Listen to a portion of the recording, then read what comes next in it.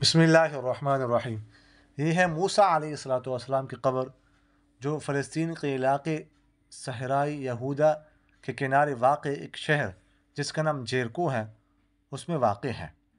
حدیث شریف میں آتے ہیں حضور اقدس صلی اللہ علیہ وسلم نے فرمایا کہ معراج کی شب میں نے موسیٰ علیہ السلام کی قبر دیکھی اور میں نے ان کو دیکھا کہ وہ قبر میں نماز پڑھ رہے تھے، اور فرمایا صحابہ سے کہ اگر میں ادھر ہوتا تو میں تمہیں دکھاتا کہ وہ قبر کہاں پر واقع ہے۔ وہ ایک سر پہاڑی کے دامن میں ہے، عند الکثیب الاحمر۔